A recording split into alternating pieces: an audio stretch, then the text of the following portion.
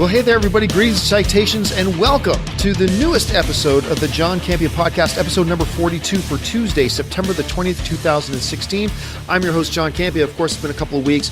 I let you guys know a few weeks ago, obviously, I was starting back up on Movie Talk, that my podcast schedule will become a little more will become regular once a week, and then I had to skip a week because of getting everything up and going with Movie Talk again. But we are now back, and this podcast will be once a week from now on. Normally, it'll drop on Mondays. Yesterday was particularly insane around the Collider Video Studios, so I had to push it off one day.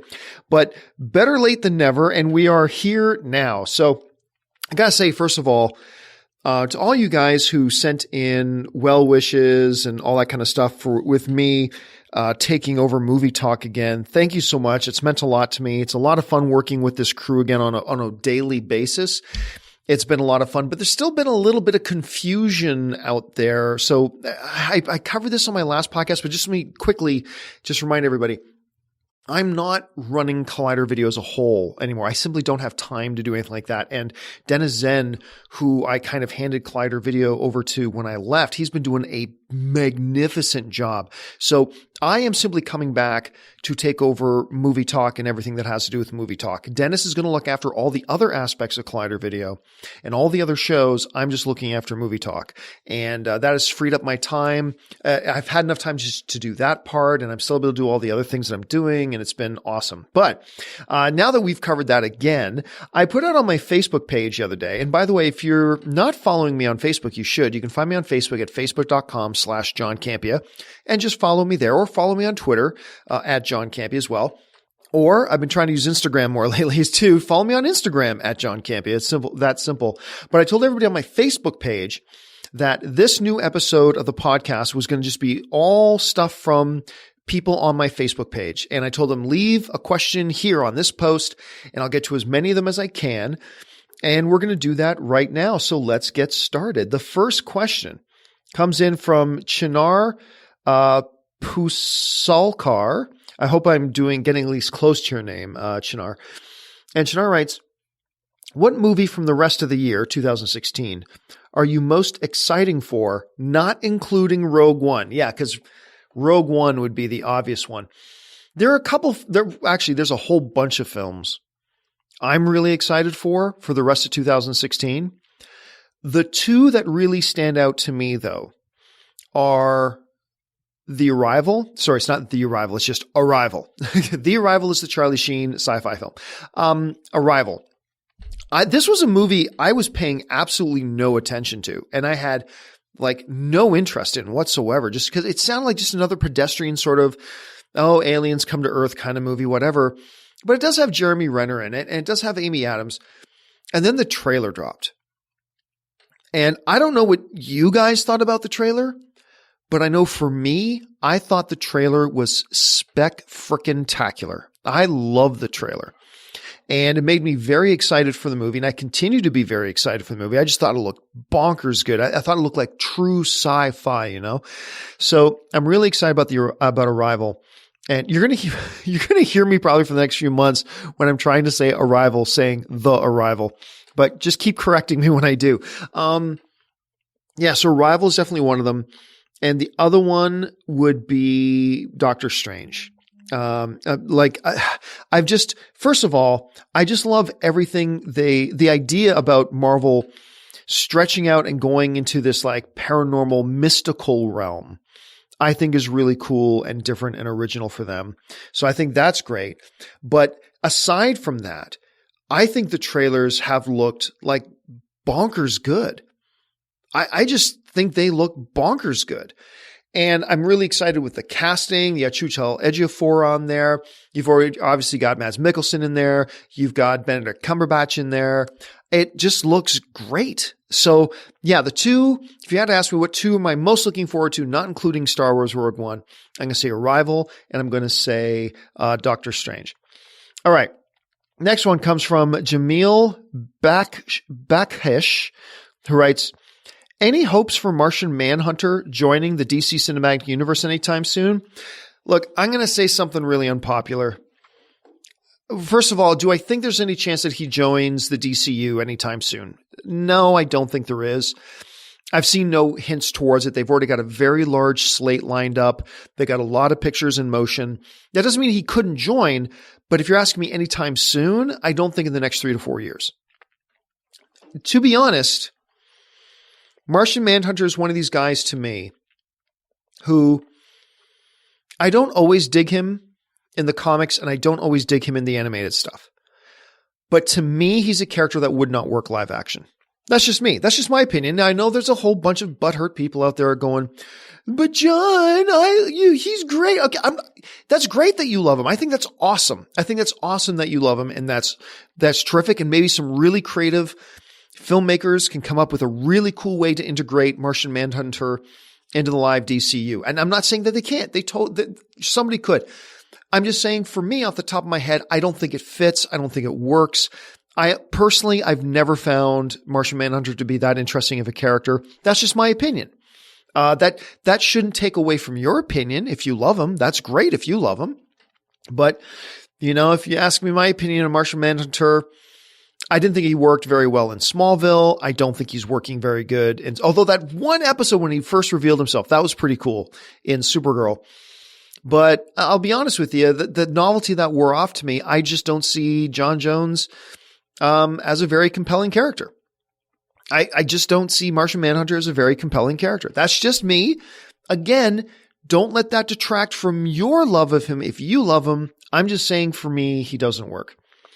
All right, next question comes from Brandon Donovan, who writes, do you think we will start to see more religious-based movies in the future and not just ones based around Christianity? I think it's possible. Here's the thing about that. I think when you have demographics of people out there, whether it's demographics revolving around the music they listen to, whether it's demographics based around nationality, whether it's demographics based around sexual orientation, whether it's demographics based around lifestyles, whether it's demographics based around religious beliefs, whatever. When you have demographics of people out there and a studio believes that A, there is enough of them, and B, they could be mobilized to get interested in certain types of movies if we produce them. And therefore, C means a studio could make money off of producing films specifically targeted at that demographic. Then you have to believe there's opportunities there. In the last few years, we've seen a number, like a kind of a boom in the amount of religious themed movies, whether it's like God's Not Dead or War Room or films like that. And what that is telling the studios is that there are religious demographics. Like they always make smaller movies for specific demographics. And now they're realizing for religious demographics, there are audiences if we make them. And they've been doing it with the Christian demographic. And I believe if they believe they can get some studies done and shown that, say, like, I don't know, like more really Jewish based films or Eastern religions or Muslim religions or whatever. If studios believe that there's a demographic they can appeal to and mobilize to get interested in their film, I believe it'll happen. So far, it's met with some success. Look, I'm not a big fan of these types of movies. Everybody knows that, but there are audiences out there who have been supporting them and they've been making money. And if a studio thinks they can make these things and be profitable and have an audience, they'll do it. So I would say the chances are pretty good moving forward, and not just for the Christianity-based ones. I think for the other ones too will come down the road once the studios figure out that key for how to reach that particular demographic, whatever that demographic is. Thanks a lot for the question, Brandon. All right. The next one comes from Drewski Marker. And Drewski Marker writes, with Joe Manganiello confirmed as a Batman villain, do you think Joker will make an appearance in the standalone Batman film? Will he pay? Okay, well, first of all, will the Joker play a key role in the new standalone Batman film? I think the answer to that question is no. But will he make an appearance? I mean, absolutely he could. I mean, you can put one little scene together, whether it's a flashback for Batman or Joker just shows up for a second in a dark alleyway to talk to a key character or something like that. I mean, That's totally possible. All we know is that the Joker isn't going to be a key character in the new Batman movie. Okay, we know that. We'll probably feel his presence somewhat since he's such a historical Batman villain. But it's possible he could just appear for a minute, like a cameo. That's possible in any movie. But really, the real question is, will he appear and be a significant player in the movie? Like, will he have 15 minutes of screen time or more? And I think the answer to that question is no. As far as cameos go, anything's possible. It certainly would fit. I mean, there's no reason why he couldn't, so it certainly would fit. All right, the next question comes from Chris Marabella. And Chris Marabella writes, "Hey, John, love your work." Well, thank you so much. And everything you do. What are your thoughts on the Live by Night trailer? I actually really love the Live by Night trailer. And I'll be honest with you, I've seen and read from a few people that didn't like it, and that's cool. Like, all film, including trailers, is subjective. But I don't know, man. I saw that trailer. I saw nothing to dislike. I thought Affleck looked really good in it. I liked the tone of it. I liked the pace it kind of had. I liked the feel of the film. I liked the story it hints at. I mean, I actually thought that Live by Night trailer was bonkers. I thought it was great. And, you know, there are some movies and trailers, like let's take, say, Suicide Squad, for example, right? I see Suicide Squad and I like it. But I can say, man, but I can totally see and understand why a lot of people wouldn't like it. Like, for me, it worked. I liked it, but I totally recognize the things that are in there that would make some people not like it, right? With Live by Night, the trailer, I can't say that. Now, that's not to say that people that don't like the trailer are wrong. Not at all. It's all subjective.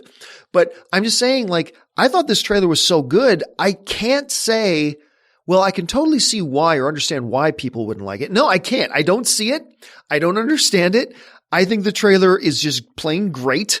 I love just about everything about it. Now, the movie could suck, obviously, as is, you know, the case with any trailer, no matter how good the trailer is. Of course, the movie could suck. But I don't know, man. I look at that trailer. I think Affleck looks sharp. The story looks like it's going to be great. I like the pacing of it. I think it's going to be killer. So let's just keep our eyes open on that. Thanks a lot for the question, Chris. Next question comes from Andre Porter. And Andre Porter writes, what are the chances of the Fantastic Four being a part of the MCU's Phase 4? Well, that's a question that comes up a lot. And it's a kind of a dual threat kind of question. In one hand, you know, what are the chances that it will? And then the other question we got to ask is, should it appear in the MCU? All right. So let's look at it this way. On the one hand, let's start with the question of should they appear in the MCU, okay? If you've been listening to me for any period of time, you know that my personal belief is I like various characters being spread out over multiple studios because it gives us different takes, different interpretations, and it gives us more movies. And it gives us a better variety of movies when they're all under different umbrellas, right? So I like the fact that the X-Men belong to Fox. X-Men Apocalypse notwithstanding, Deadpool kicked ass, First Class kicked ass, Days of Future Past kicked ass. So, and those are movies that probably wouldn't have happened if they were under the Marvel umbrella. So I like that they're under Fox and I want them to stay there. Deadpool is certainly a movie that never would have happened. If Deadpool was under Marvel still, that Deadpool movie, which is one of my absolute favorite movies of the year, that movie never would have happened if it were under Marvel. Because Marvel has their way of doing things and it works for them and that's awesome. But this is a great example of why I like that multiple characters can be under multiple studios because we can get different types of attempts. We can get different types of movies. Deadpool being a great example of one. Now, so I like the idea of characters being under different studios. However, that being said, with Fantastic Four, I'm sorry, it's 3 strikes and you're out. Like, Fox has made several attempts at doing Fantastic Four. whether it was with Corman or whether it was, with Chris Evans series of films, or whether it was with this new incarnation, which had a lot of promise. They've all failed. Now, I'll go on record. I am on record by saying this. I don't think the newest Fantastic Four was as bad as most people make it out to be. I think it was bad. I think it was a bad film. But I just think it was a bad film. I don't think it was historically awful. Actually, I think the first half of the film had a lot going for it. It's funny because me and John Schnepp and Mark Ellis were talking about that. Like the first half of that new Fantastic Four ain't half bad. I mean, it's nothing to write home about either. It's not like it was really good. It wasn't, but it wasn't half bad. And then it just started to go off the rails and became ridiculous and dumb and kind of lost anything it had going for it. So I do so I don't think the Fantastic Four, the newest one, was like this epically all-time bad film like some people think it is, but I do think it's a bad film. It's a poor film. At the end of the day, it was a bad film and it failed. So here you are. You've got Fox has got Fantastic Four. They tried the Corman version. They tried the one with Chris Evans and Michael Chiklis. They tried the one now with this new cast, and it's never worked. Look, for whatever reason, Fox just can't figure out the Fantastic Four puzzle. They can't figure out how to make it work. They figured out Deadpool. They figured out X-Men on many levels and on many tries. Not all the time, but many times they've like X-Men 1, X-Men 2, First Class, Days of Future Past, Deadpool. I mean, they've made a lot of really good X-Men films, but they cannot figure out Fantastic Four. And I'll be honest with you, as a fan, I'm personally just at a place now where I'm like, you know what? You no longer get the benefit of the doubt from me. I no longer trust you with this property. So now, as a fan, I think Fantastic Four really should go back to Marvel. And more than that, I think it's in Fox's best interest to come up with a deal to let them go back to Marvel, because Fantastic Four is now a useless property to them. Here's the thing. Look, the audiences remember. I mean, the audiences aren't going to rush back out to see Fox try another Fantastic Four movie. They're just not. I mean, the opening weekend of this last one proved they weren't really ready to rush back out after they failed with their previous two attempts either. So, if I'm Fox, I'm thinking, is in our hands, does the Fantastic Four have any value in our hands? As Fox, is Fantastic Four a valuable property under Fox? And the answer to that is no, not anymore. You had your chance. I'm glad you took a chance, but you failed. You're kicking ass with Deadpool and doing some great things with X-Men, but you just dropped the ball too many times with Fantastic Four, and I do not think the audiences trust you with it anymore. It's time to give Fantastic Four, and you never hear me say this, but it is time to give Fantastic Four back to Marvel. Because you can't do anything with it, and it's of no value in your hands. Maybe Marvel can do something with them, and maybe they'll have value under Marvel's roof. Maybe they'll be able to build in some value there. But then again, I mean, if you're Marvel, I mean, you look at how badly Fox has damaged the property of Fantastic Four. Maybe if you're Marvel, you're wondering, gosh, do we have any interest in them? But, there's a lot of characters that come along with Fantastic Four. So in the question of should they go back to Marvel, yes, I think they should. I totally do. Will they go back to Marvel? I don't know. Fox seems pretty stubborn about this. I mean, the last I checked, they're still insisting they're going to make a sequel. I kid you not. The last official word that came out of Fox, I believe it was through one of the producers, Simon Kinberg, I think it was Simon Kinberg, and I like Simon Kinberg a lot. But I believe Simon Kinberg was the last official thing I heard out of him was that, yeah, we're still going to do a sequel. We're going to do another Fantastic Four. We're going to do another sequel. Now, they pulled the release date. Because remember, they had a release date for Fantastic Four 2, and they pulled it. But they never made any announcement that Fantastic Four 2 is now off the books. They never said that. So, should they go back to Marvel? Yes. Will they go back to Marvel in time for Phase 4? I'm not so sure. I'm not so sure that they will. I think Fox is going to be really stubborn about it. And I'm starting to get a feeling they may take another shot at it. I hope they don't. I hope they just give it up and focus more on their X-Men franchise because they're doing some good things there. They haven't done anything good with Fantastic Four. Let them go. Anyway, that's just my thought. All right. Thanks a lot for the question, Andre. The next question comes from Jamie Ross Lyons. And Jamie Ross Lyons asks, Emma Stone or Natalie Portman, who's getting the Oscar this year? You got Emma Stone right now. For those of you who know what he's talking about, Emma Stone has got La La Land coming out. And right now that just played at the Toronto Film Fest and the critics are losing their bloody minds. I talked to our good friend Scott Mantz last night. Actually, he and I were together and we talked for a bit. And Scott was telling me he thinks it is hands down the best film of the year. He thinks that La La Land is a lock for Best Picture. And he said Emma Stone is magnificent in it. So you got to know she's going to be serious contender for Best Lead Actress. Now, at the same time, we just heard that the studio just picked up the rights to the new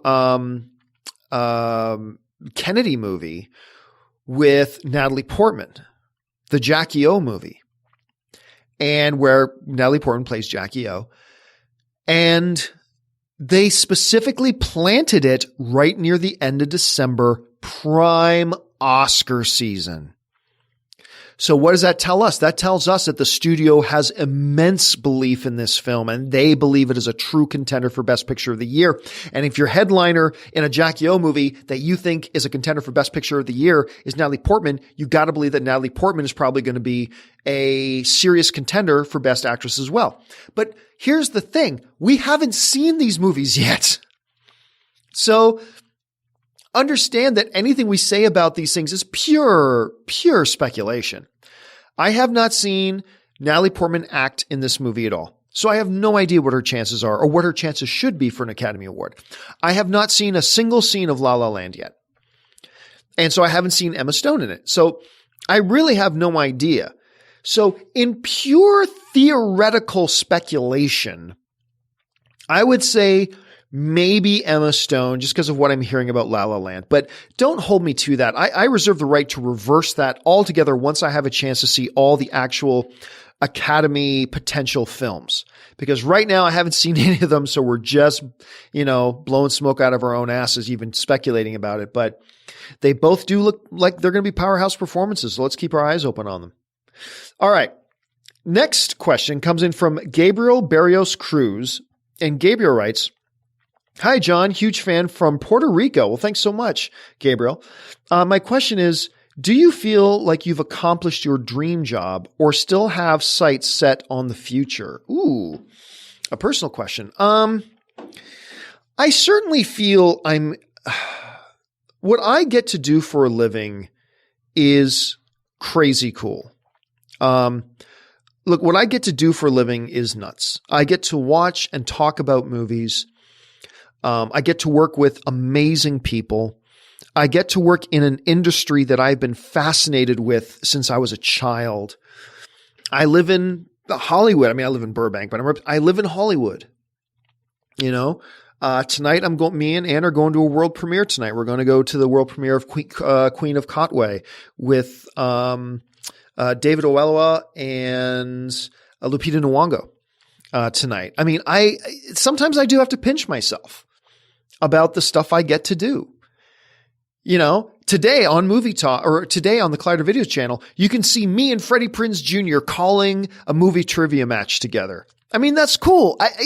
I get to do a lot of really cool things and hang out with some cool people and I enjoy my job a lot. But, am I there? No, I still have plans and I still have goals that are beyond what I'm doing now, and I'm working towards them. And that's the thing. I think you should never be satisfied with where you are. I think you should learn to find happiness where you are, but always have that little itch of dissatisfaction. I think that's the best balance, and it's a tough balance to have. Learn to find happiness exactly where you are. Because if you have happiness exactly where you are, you're going to enjoy your life. But with that happiness, I've always believed, you should always have a little itch of dissatisfaction. Something that always, whether it's professionally or personally or whatever, something that always spurs you to want to push yourself, to want to see truly what your limits are. And when you think you've reached your limits, see if you can push them a little bit further. When you've reached certain goals, see if there are grander goals you can go for. And that means you'll never arrive.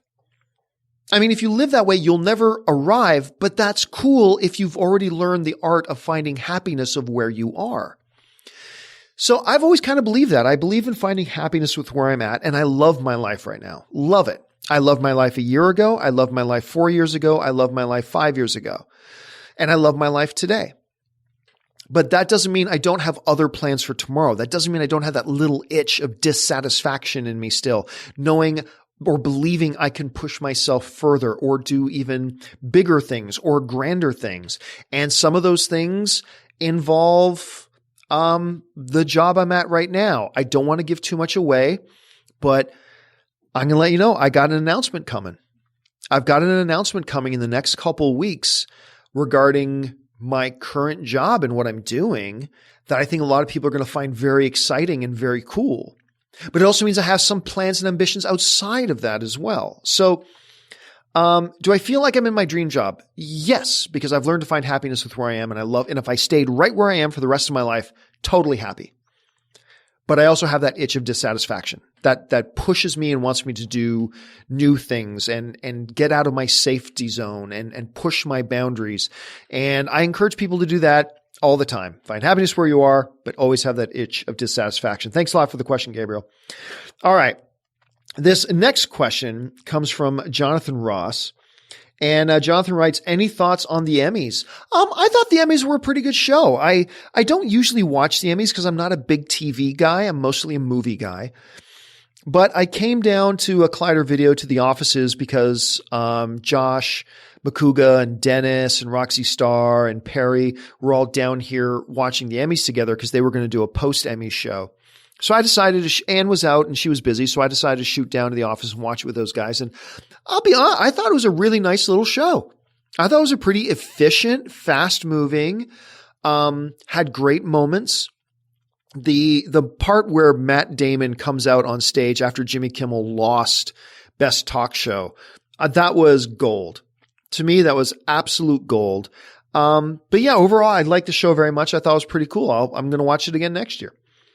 All right. The next question comes from Eric Robinson, who writes, since you're a sports guy, what are your thoughts on the Colin Kaepernick protest? Oh, wow. Okay. So for those of you who don't know what we're talking about, and this isn't really a sports issue, I guess, but Colin Kaepernick started a bit of a ruckus, if you will, by sitting for the national anthem at a football game. He's now the backup quarterback for the San Francisco 49ers because, look, he's not that good of a quarterback. He never has been. He was a bit of a flash in the pan. I always thought they let the wrong quarterback go because when it was down between Kaepernick and Smith, they let the wrong quarterback go. They let Smith go, and he's enjoyed a lot more success in Kansas City than the 49ers have since Smith left. But that's neither here nor there. So Kaepernick, he started kind of a big ruckus by sitting for the national anthem, and he expressed that this was his way of kind of bringing attention to and showing protest for the way minorities are treated in this country. And there's more nuance to it than that, but that's the basic gist. So what do I think about it? Look, I've seen a lot of people complain about it. And look, do I believe that sitting during the national anthem is the right way to do it? No, I don't. I don't think that's the right way to do it. But that's not really the important thing, is it? The thing is, everybody says people should protest peacefully. So what does this guy do? He protests by very quietly sitting down during the national anthem. That's perfect. And to all these guys who complain about everything's too PC, nobody can say what everything's too PC. What did this guy just do? He just sat during the national anthem, and they want to lose their minds. And it's funny because when you think of looking for a cool-headed, rational thought, you don't think of Jesse the Body Ventura. former governor of Minnesota. But I saw Jesse Ventura make a comment on this that really surprised me, and I thought it was very eloquently said. But basically, Jesse Ventura's whole take on this was this. Jesse Ventura said, look, I went and I served, and the reason I went and served was so that people like Colin Kaepernick can have the freedom to protest. And basically what Jesse Ventura was saying is like, hey, don't crap on that guy for protesting. I went and risked my life so he could have the right to do that. You know, there are American servicemen and women, and I'm not American, but I'm just saying, there are American servicemen and women who in the past and today laid their lives on the line, risked their lives to go and defend the freedoms to protest your own country, to protest. They fought and died and bled for that right. And Jesse Ventura is saying, don't you dare crap on this guy for exercising a right I fought for him to have. So look, do I agree with Colin Kaepernick and the way he's going about doing a protest? No, I don't think that's the right way to do it. That's just my thought. But I completely support that is a legitimate expression of protest if that's what he wants to do. I think there were better ways he could have done it, but that's not the issue. The issue is he has the right to do it. It is a peaceful protest. It is a simple protest. And it's something that, and look, whether you like that he's doing it or not, it's got attention. And that's what a protest is meant to do, bring attention to the issue. And I think he's done it. So like I said, while I may not agree that this was the best way to do it, you cannot debate that it's been pretty effective. And I totally support his right to do it. And it's not a bad way to do it. So anyway, that's just my thought on that. Thanks a lot for the question, Eric. I'm sure everybody's got lots of different opinions on that, and that's cool. I'm not even American. I'm Canadian, but you asked me, so I'm just kind of giving you my 2 cents worth on that. All right, this next question comes from Brandon Pasick. And Brandon Pasick writes, Independence Day Resurgence has made $387 million worldwide on a $165 million budget. Do you think that the studio will greenlight a sequel? No, absolutely not, for 2 reasons. $387 million on $165 million is still a loss. They've lost money. Now, I've explained this before, but I mean, this is so important to understand that I'll say it again. People see like Independence Day Resurgence made $387 million. Well, that's more than the $165 million they say they spent to make it. Therefore, that means it made money, right? No, it didn't make money. When you see what a production budget is, that's only part of the story. And there's many pieces to the puzzle, but the 2 biggest pieces of the puzzle are A, the production budget, and B, the marketing budget, or the P&A, they call it. The marketing budget. For simplicity's sake, we'll just call it that. So you forget that there's a P&A on top of that. All right. So I think it's safe to say that Independence Day Resurgence probably spent in the neighborhood of about $150 million for marketing. It was a heavily marketed movie, a very heavily marketed movie. So if they did spend $150 million in marketing, you add that to the 165 they have. Now you've got $315 million. So now somebody will say, well, okay, let's say it was $315 million then. They made $387 million. That's still more than $315. Therefore, the movie made money. No. Because out of that total, that $387 million that the movie made, you have to remember roughly, every movie's different. The calculations, there's a lot of math involved. I'm just saying as a rule of thumb, okay? Figure 1/3, just as a rule of thumb. Look, I know there's some people say, but John, in this situation, international markets, blah, blah, yeah, I know, but just for a simple rule of thumb, figure 1/3, about 33.3% of that box office total stays with the movie theaters. You know, the places where you actually go to watch the movies. So in a case like this, I'm not pulling out a calculator or anything, but roughly 1/3, I don't know, let's say $130 million So $130 million out of the $387 million actually stays with the movie theaters. That means if you take 387 and minus 130, that means only $257 million is coming back to the studio. So the movie really made the studio $257 million. Well, if it made $257 million, and after marketing, the movie cost $315 million, now you're looking at, get this, the studio losing in the neighborhood of $50 million they lost. They lost in the neighborhood of $50 million. So when you ask the question, could we see another Independence Day get greenlit because they planned for another one? I'm going to say no for two reasons. Number one, this movie lost them $50 million. But number two, the critics and the audiences hated this one. The studio would be foolish to make another one. If we just put this one out and the audiences hated it and the critics hated it, then they're less likely to come back if we put out another one. By the way, on a movie that we already lost money on. So what are the chances of a third Independence Day movie? There's always a chance. There is always a chance. I just think the chances are very, very, very slim for the reasons we talked about. It lost them a buttload of money, and the audiences and the critics seem to hate it. So yeah, anyway. All right, let's move on to the next question. This next question comes from Alessandros Cruz, who writes, how do you want or think Luke is going to be in episode 8? Is he going to be serious and experienced or more like Yoda? I don't think he's going to be like Yoda because Yoda was always that way. You know, when you meet Yoda in episode 7, when you meet Yoda in episode 5, when he's not pretending to be this looking, found someone you have, like when he's not acting and it gets down to it and he lifts the veil of it and really reveals who he really is. He is Yoda, the Jedi Master. When you look at him there, that's very similar to the character he was 50 years earlier that we see in the prequels. So I think Luke is still very much going to be Luke, maybe just a little more serious. That's the way I think I kind of see it coming on. The next question comes from Chris Diaz. I'll just take two more here. We're almost at 40 minutes.